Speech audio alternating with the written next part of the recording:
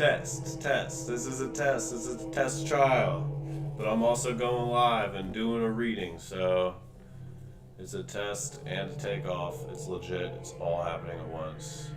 I'm figuring it out. Trying new streaming software. Let's see. Let's see where we're at. Let me know if you can or cannot hear me. I'm going to go into. I'm just going to test it myself. See what we're looking like down here.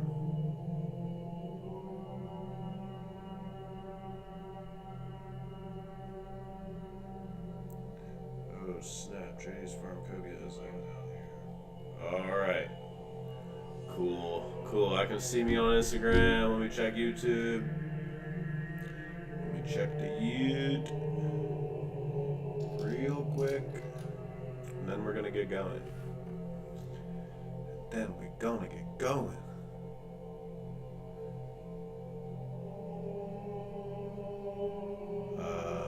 Where are we at?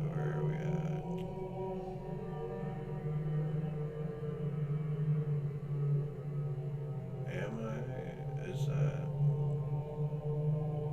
That's annoying. Where am I? Am I live on YouTube? I hope I am. I am live. Okay. I think I am.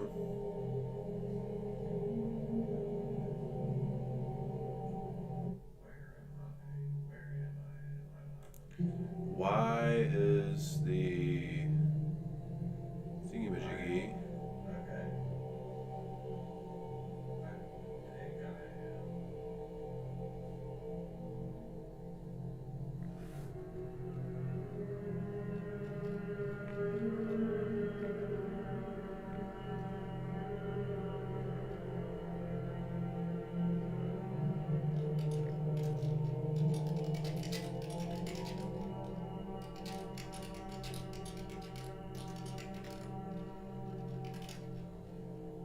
Almost there, folks. Almost there.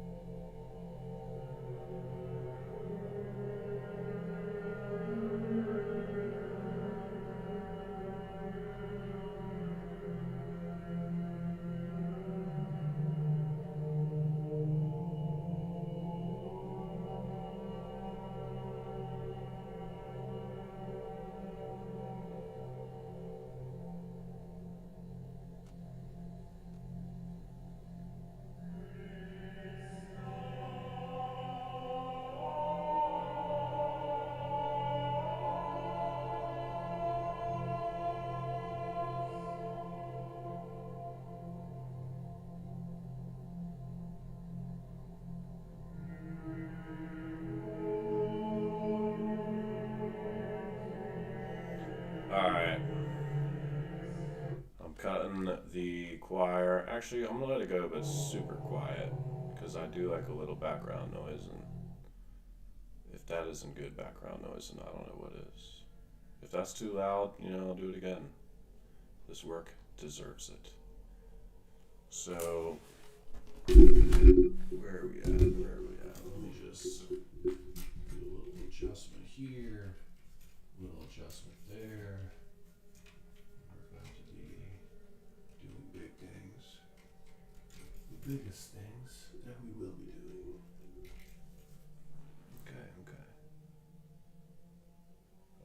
Okay.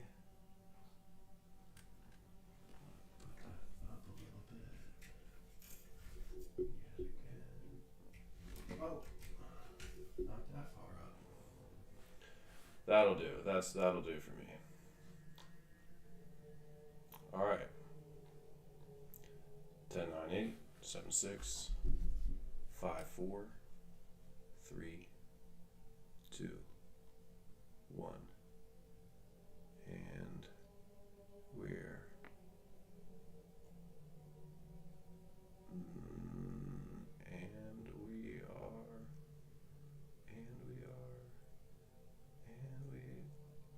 not live still. Where's the bloody camera at? I know it. Alright, well, I thought the camera was gonna be there. It's not quite there. Sorry, folks. Like I said, still working out the details. Where am I? Why can't I see me?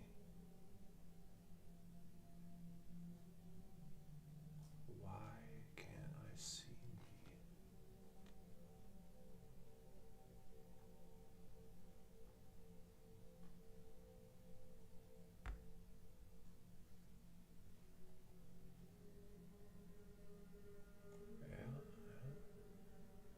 Maybe that's what I need.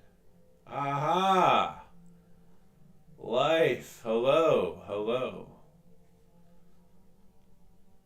Hello. Hello. Now we're doing it. Now we're here. Still can't see you. Classic. Can't hear me. Hello. All right. Shout out Proper Jardin.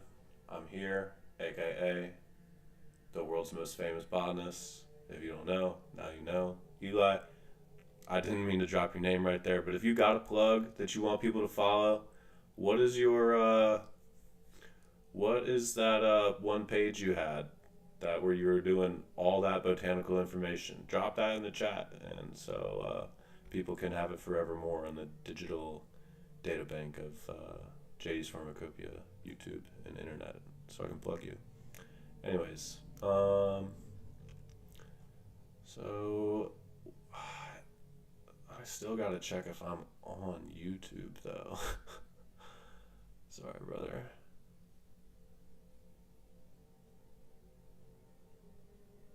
Dual streaming is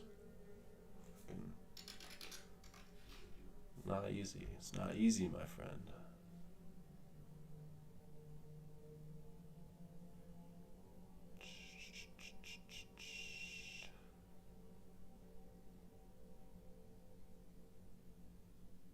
I don't even know how to use the internet.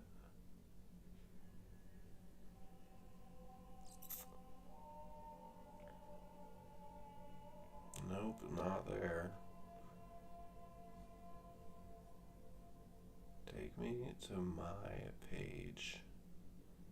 Okay. So, oh, maybe you can see me and I'm just tripping. If you're on YouTube, Shalom, Pseudosciences University. I am on. God bless. All right, thank you very much. So I am reading the.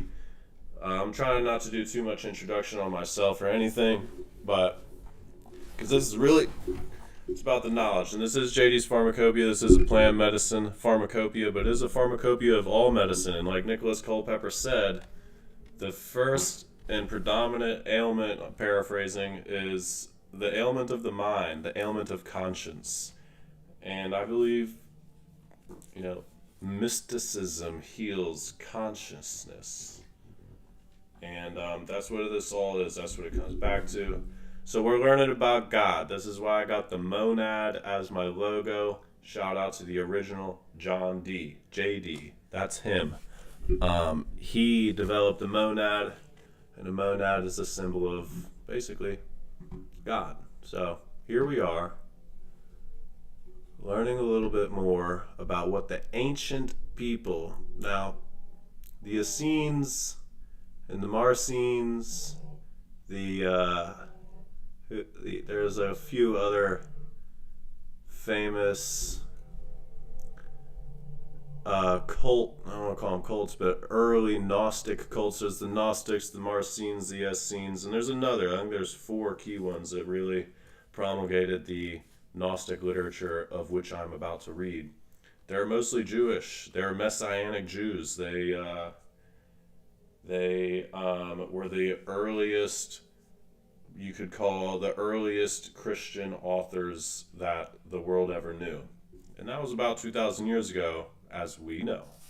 As we know. So that's not quite ancient, like, pre-dynastic Egypt. Pre-dynastic Egypt, that's ancient. Um, the Vedas, that's ancient. So when I say ancient, I really just mean like before the inversion of time, as I like to call it, which is where we turned AD and BC upside down, and now we're going forward in time as opposed to before, where we were going before Christ, before the Gregorian calendar was invented. Okay, that's what I'm calling ancient, and I'm sticking to that narrative. So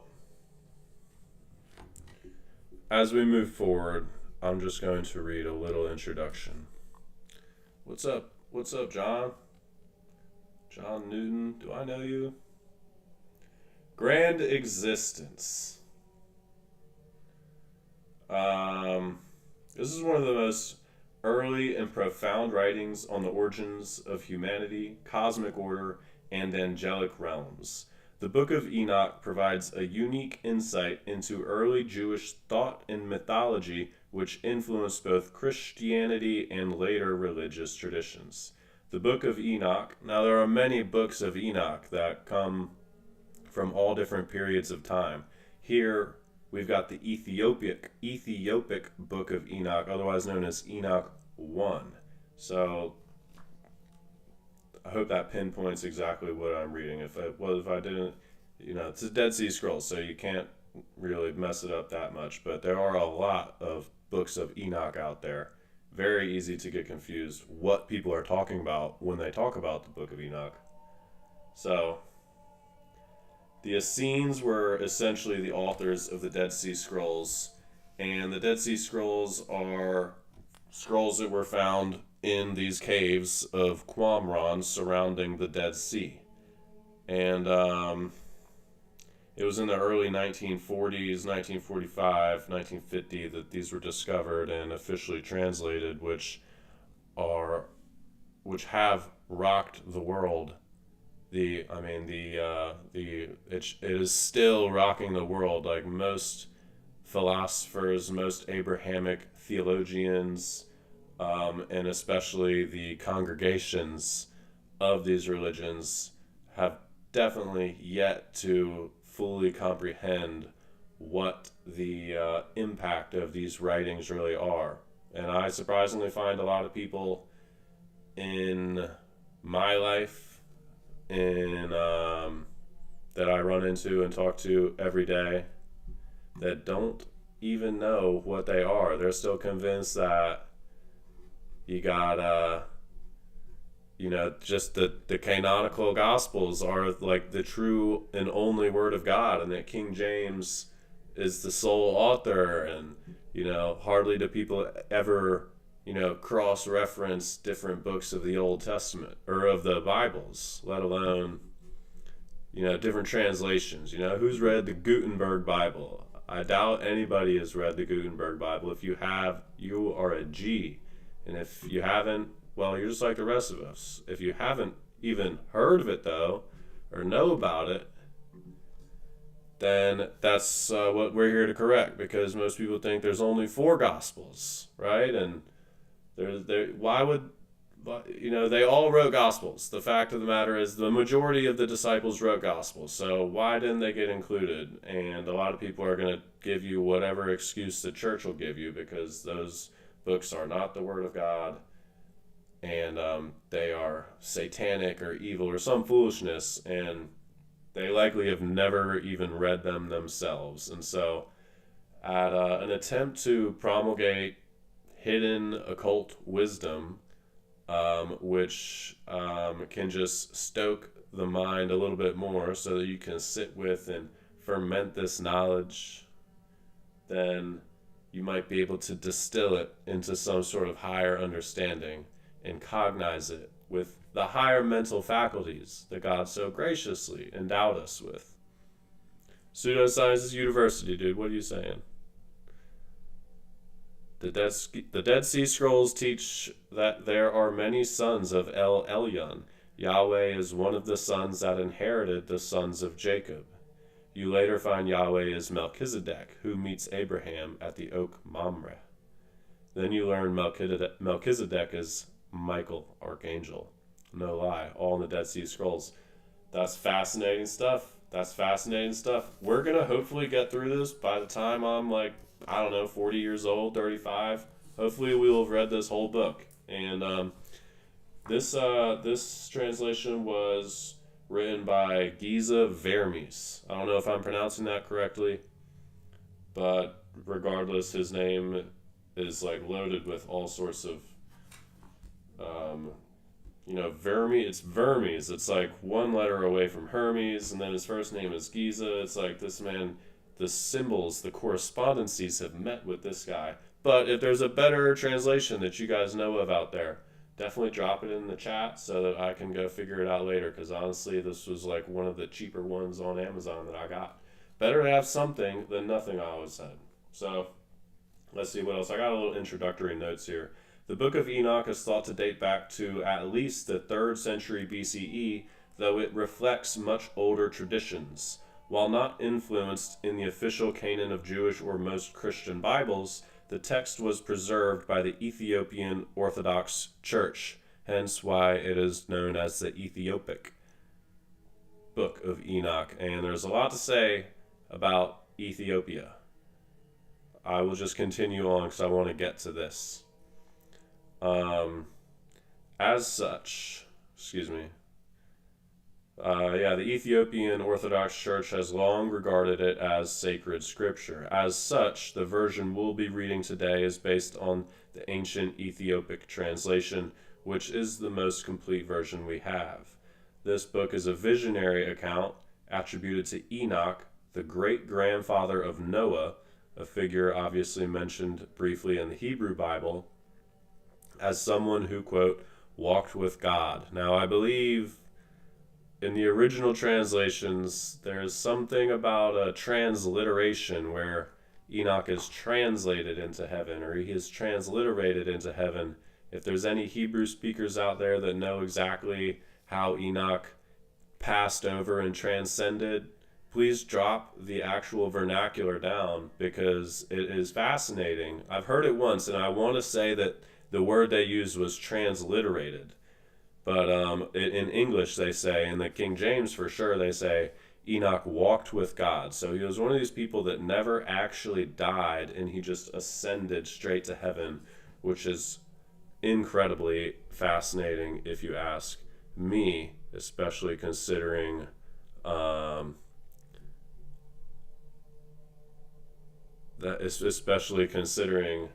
that not many people beat death in these ancient traditions. So, as we read, we'll explore timeless questions about human nature, divine justice, mysteries of the heavens.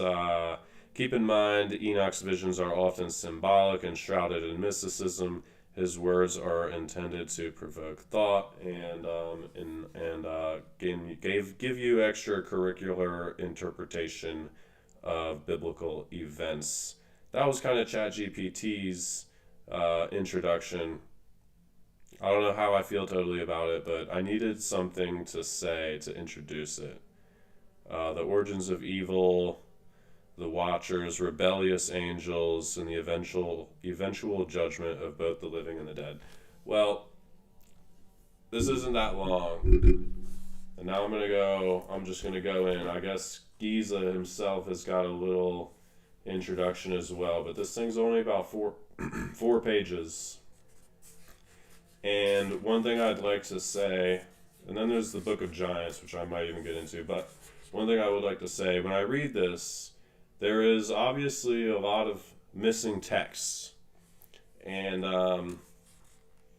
it says missing text. I, for one, have a wild belief that that missing text was meant to be missing. And so I'm just not even going to say when there was missing text. I'm just going to read through it as if it is continuous. And if that bothers you, I'm sorry. I can see how some people might have beef with that, but I find it a good way to read it, because it almost seems as if some of this text was meant to be missing. So at any rate, without further ado, the Ethiopic Book of Enoch, 4 Qumran 201, 202, 204 through 2012. Various Qumran caves have yielded for the first time the original Aramaic text of one of the major pseudepigraphica, the Book of Enoch. This is the introduction, by the way. Which was previously known from a complete Ethiopic translation and from a Greek rendering of chapters 1 through 32 and 157 through 51. And even further chapters. What is C in Roman numerals? As well as from a number of Greek quotations from chapters 11 to 15, transmitted by the Byzantine writer George Syncellus. Qumran Cave 4 has yielded 7 copies of the writing attested by,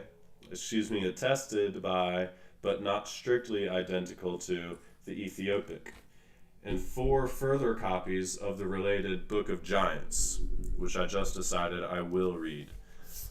Dependent on chapter 6 of Enoch, fragments of which have been discovered also in 1 Qumran and 6 Qumran.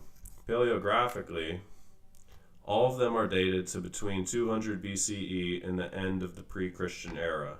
The differences they play concern partly the structure of the work, e.g. the astronomical section is more developed in parts than the text from which the Ethiopic Enoch was made, while the Book of Parables, with its Son of Man speculation, is completely lacking at Qumran.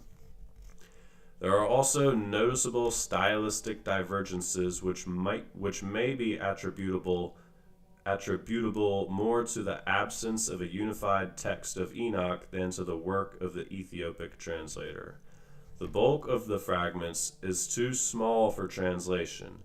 It would be wholly meaningless to render into English the retranslation into Aramaic of the Ethiopic and or Greek text supplied by the editor J.T. Millick, who has conjecturally filled in the many gaps in the Qumran manuscripts. The passages included in this volume are those which make sense in themselves. So there's no filling in, no conjecture. The first excerpt for Qumran 201, which is coming up, supplies the Aramaic names of the 20 chiefs of the fallen angels. The second, for Qumran 204, I'm just going to say Q for Qumran, because why speak more when speak less do trick. The second, for Q 204, relates the miraculous birth of Noah, which should be compared to the parallel accounts in the Genesis Apocryphon and in the fragments of the Book of Noah. The third and fourth extracts, 4Q206, testify to a recension noticeably different from the corresponding Ethiopic version. The fifth, 4Q209, the astronomical book, as has been noted, considerably longer than the Ethiopic. As for the Book of Giants, it is missing from Ethiopic, though it circulated in Manichaean, Talmudic, and medieval Jewish literature. Then there's a bunch of sources. So 4Q201. And again, that is the first excerpt supplying the Aramaic names of the 20 chiefs. So this may be kind of like the book of Matthew, where it just lists 42 names straight for like 15 minutes, and you're like, what is it with all these lineages? At any rate, I'm going to read it right now. Kind of blurry. Looking forward to Judgment Day. All right. Let me see if I can't fix that.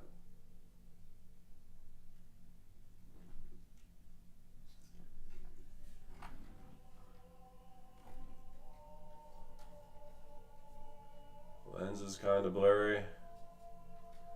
I'll figure that out some other time. Doesn't matter.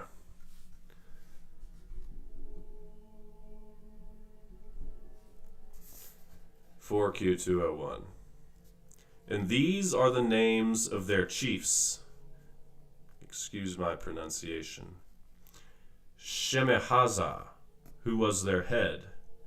Arataquaph, his second. Ramatel, third to him. Kokab, fourth to him. El, fifth to him. Ramael, sixth to him. Daniel, seventh to him. Zykiel, eighth to him. Barquel, ninth to him. Asael, 10th to him. Harmony, 11th to him. Matarel, 12th to him. Ananel, 13th to him. Stawel, 14th to him. Shemashael, 15th to him. Shaharel, 16th to him. Tumiel, 17th to him. Turiel, 18th to him. Yomael, 19th to him. Yehediel, 20th to him. These are the chiefs of the tens. These and their chiefs took for themselves wives from all those whom they chose, and they began to go into them and defile themselves with them, and to teach them sorcery and magic. And they became pregnant by them, and bore giants. That's the end of 4Q201. I would like to say one thought on 4Q201. The 13th to him, Ananel. Now, this is JD's Pharmacopoeia, and you see the hieroglyphic monad somewhere. And if you've read the books of mystery by John Dee, you know they open with Anael, the angel of the age, or something along those lines of that era. Thank you, Pseudosciences University. These are the princes and sons or gods to the nations outside of Israel. Fantastic insight there.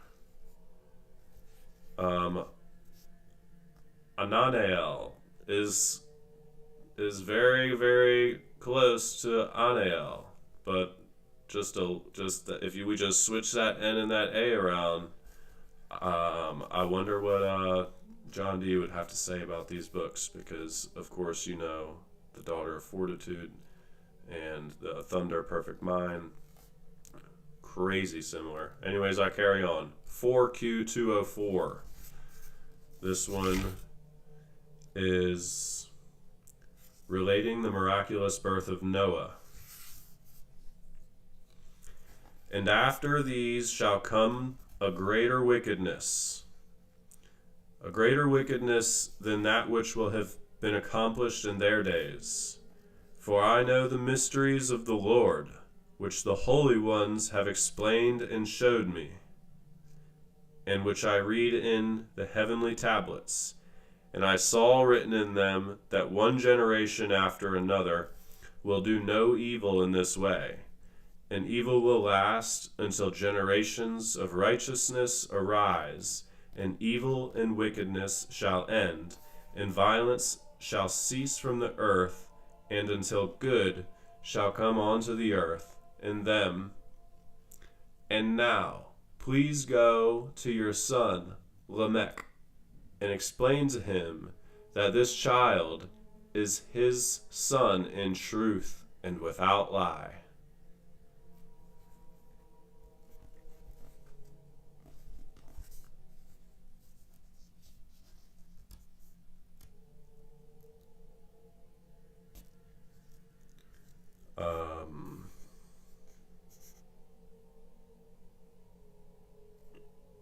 I kind of want to read that again. All right, I'm going to read that one more time.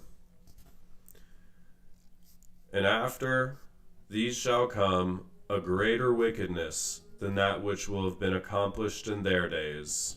For I know the mysteries of the Lord, which the holy ones have explained and showed me, and which I read in the heavenly tablets. I gotta know more about these heavenly tablets. And I saw written in them that one generation after another will do evil in this way, and evil will last until generations of righteousness arise, and evil and wickedness shall end, and violence shall cease from the earth, and until good shall come on the earth on them. And now please go to your son Lamech and explain to him that this child is his son in truth and without lie. So surely they're talking. I skipped. Fantastic. Well, that's why I read it again. Hopefully you got it one of the two times. I did read it twice.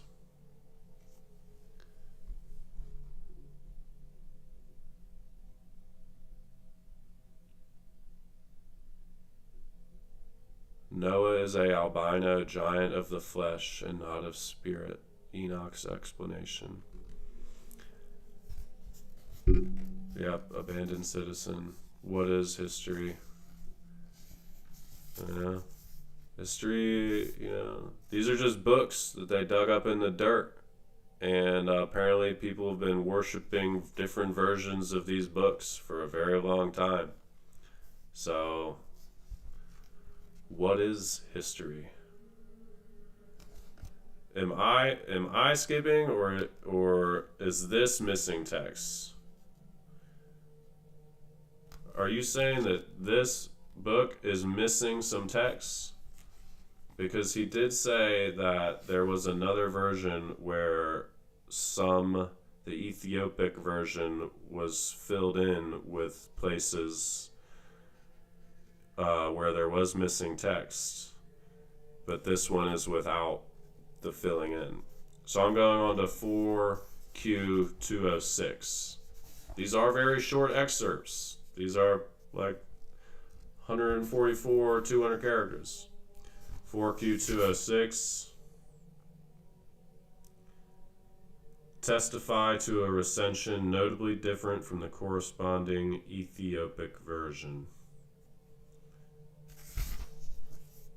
Dude, I've got like these crazy pants on that are giving me a holographic. Damn holographic trip. So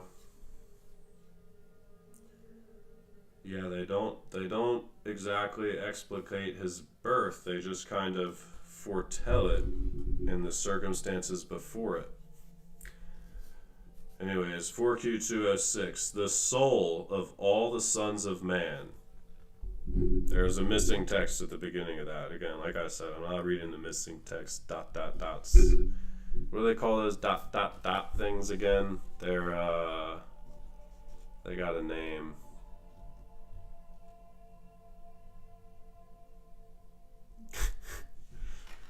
So, here we go. 4Q206. The soul of all the sons of man. And behold, these are the pits for their prison. They were made thus until the day of their judgment, until the final day of the great judgment, which will be imposed upon them. There I saw the spirit of a dead man, complaining, and his moaning rising to heaven, and crying and complaining.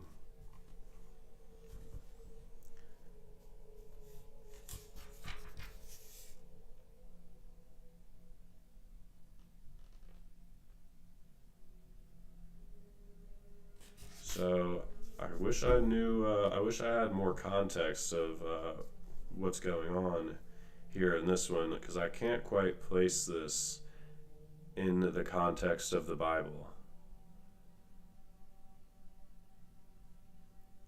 And so I'm not sure where that goes, but hopefully somebody informs me. 4Q206 XXVI 25. Wait, I don't know. Sorry, I'm not a smart guy with Roman numerals. 4Q206. And beyond those mountains, roughly northwards, on their eastern side, I was shown other mountains, full of excellent nard and pepperwort and cinnamon and pepper. And from there I was led to the east of all those mountains, far from them, to the east of the earth, and I was taken over the Red Sea, and greatly distanced myself from it, and crossed over the darkness far from it. And I passed to the paradise of righteousness. Ellipses. That's what the 3 dots are called, I believe, the ellipse.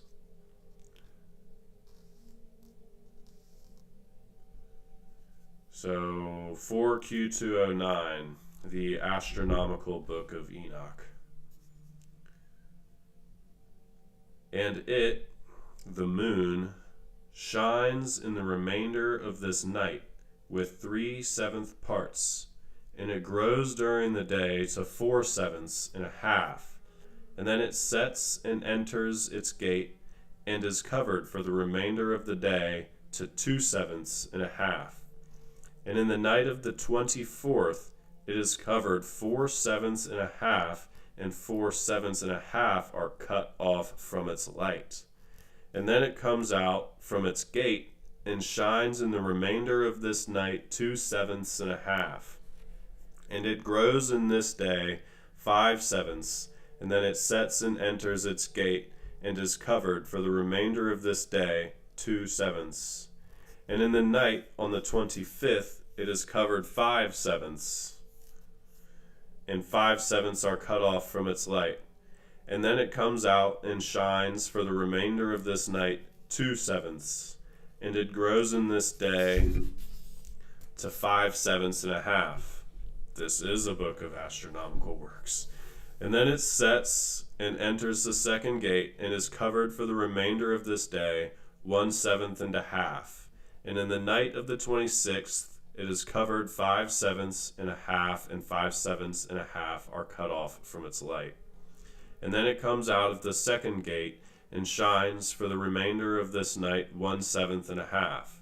And it grows in this day 6/7. And then it sets and enters, and is covered for the remainder of this day 1/7.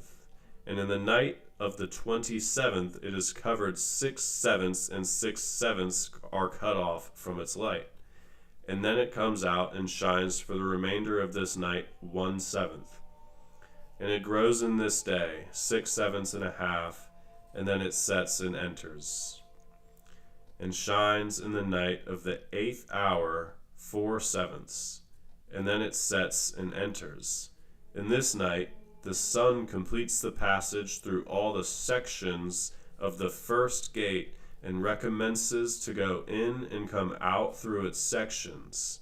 And then the moon sets and enters, and it darkens during the remainder of this night 3/7, and it grows in this day 4/7 and a half, and then it comes out and dominates in the remainder of this day 2/7 and a half, and it shines in the night of the 9th 4/7 and a half, and then it sets and enters. In this night the sun recommences to go through its section and to set in them. And then the moon sets and enters the 5th gate, and darkens in the remainder of this night 2/7 and a half, and it grows in this day 5/7, and in it the light equals 5/7, equal in full. And then it comes out of the 5th gate, ellipses, ellipses, ellipses. Well, that any astro-theological geniuses out there that can shed even 5/7 of a light on that'd be cool. I'm going to read the Book of Giants, because I do think that this one has a little bit more of that good stuff that I know that I read this book for. That first one and that last one, don't really know what to make of that, honestly. So, the Book of Giants is directly related to the Book of Enoch. So, here is Geza's Introduction. The Book of Giants is missing from the ethiopic version of Enoch, but is circulated among the Manichaeans, as well as in Talmudic and medieval Jewish literature, and has been convincingly shown by J.T. Millick in his learned book, The Books of Enoch, Aramaic Fragments of Qumran Cave 4. Some of the features resemble the Book of Daniel. About the death of our soul.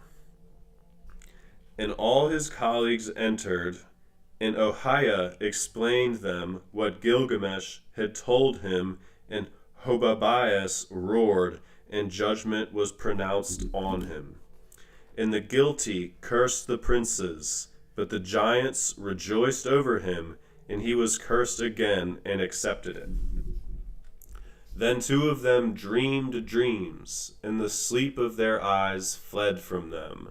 And they rose and opened their eyes, and they went to Shemahazah, their father. Then he told a story to the congregation of their colleagues, the Nephilim. I saw a wonder in my dream that night. Behold, a big garden was planted with all kinds of trees.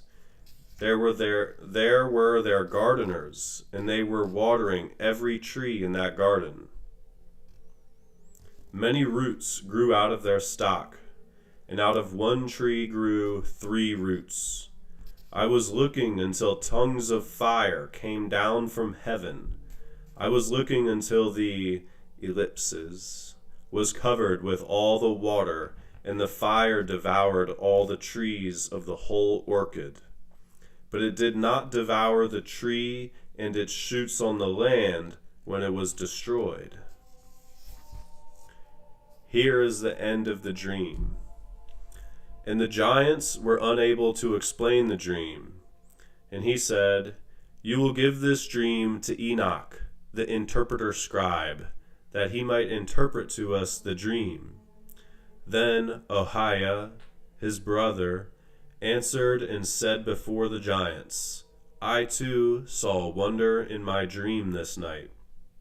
Behold, the ruler of heaven descended to earth, and thrones were set, and the great Holy One sat. Hundreds and hundreds were ministering to him. Thousands and thousands stood before him.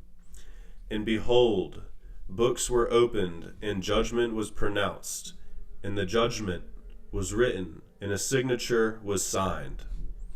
And the Great One reigns over all the living and flesh, and over all those who rule. Here is the end of the dream.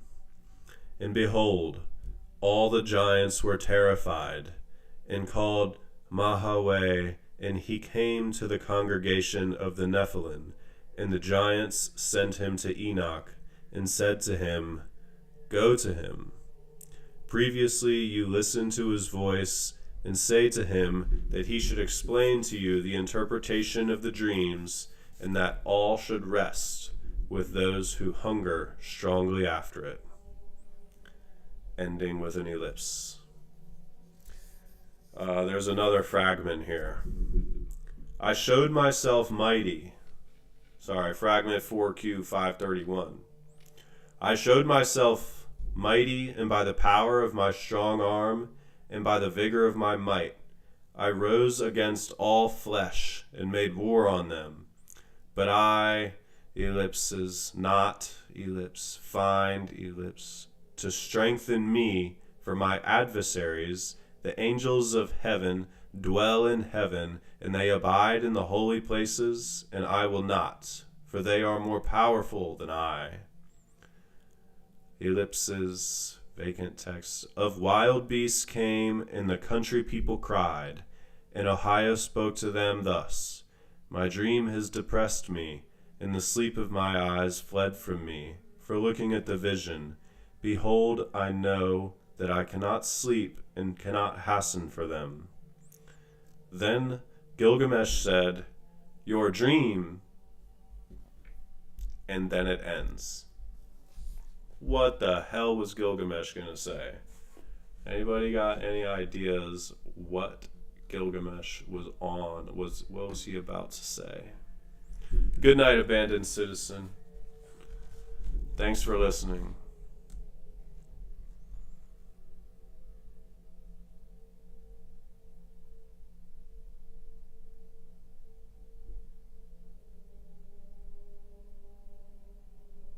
I gotta go to sleep soon too. Is there more? Like, I just kind of want to keep reading this thing. Okay, there's one more. I'm going to read fragment 4Q370. It says in parentheses 4QI85. I'm not sure how they're organizing these things. I have a very general idea, but I don't think I have the master key. So this is an admonition associated with the flood.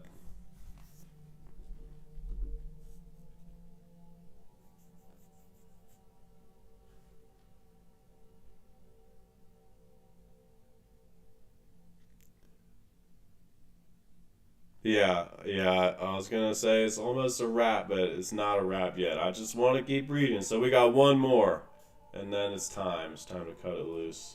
So this is an admonition associated with the flood. It is a written account of the Noah story based on Genesis 6 through 9. Two fragmentary columns have survived, only the first of which is suitable for translation. Paleographically, it is said to be late Hasmonean, i.e. from the first half of the 1st century BCE, but the composition itself is pre-Qumran. Both the tetragram and the divine name El are used. The badly damaged column 2 switches from narrative to ethics and exhortation, but it can be reconstructed with the help of 4QI85. I'm assuming that's an I, not a 1, because it looks like an I. Here it is, 4Q370. And he crowned the mountains with produce and poured food on them, and he satisfied every soul with good fruit. Whoever does my will, let him eat and be satisfied, says the Lord, and let them bless my holy name. But behold, they that have done what is wicked in my eyes, said the Lord. They rebelled against God through their actions, and the Lord judged them according to all their ways, and according to the thoughts of the inclination of their evil hearts. And he thundered at them in his power, and all the foundations of the earth trembled, and the waters burst forth from the abysses. All the windows of heaven opened, and all the abysses overflowed with mighty waters. And the windows of heaven emptied out rain, and he destroyed them by the flood. Therefore everything perished on the dry land, and men, beasts, birds, and winged creatures died. And the giants did not escape.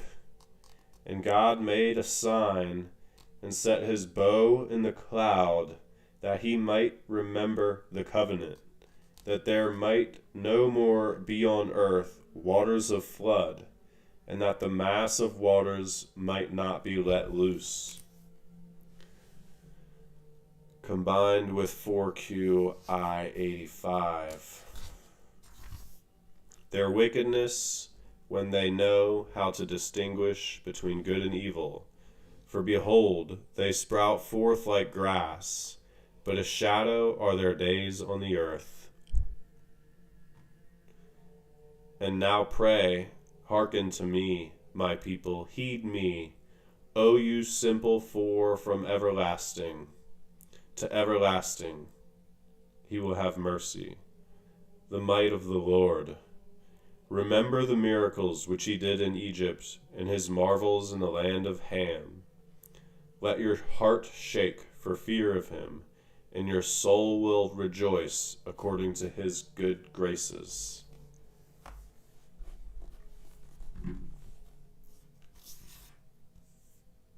That's the admonition associated with the flood. That is the Book of Giants.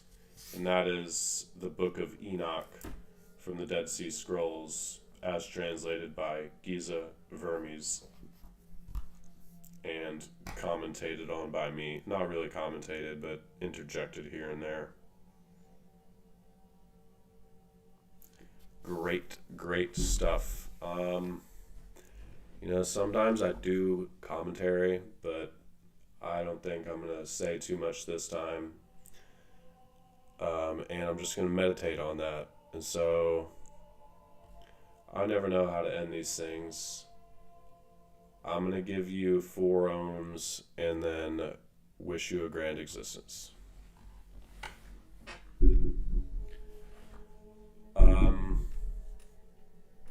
Peace be with you all. Thank you for joining me. Thank you for listening. Peace be with you all. Peace on earth and peace in the spiritual realms. Subscribe if you want to learn more, or if you want to hear more. Check out my great show. Hit the likes. Check out jdspharmacopoeia.com if you need plant medicine. I will talk to you all if you want to talk about plant medicine. I'll give you all the knowledge I have.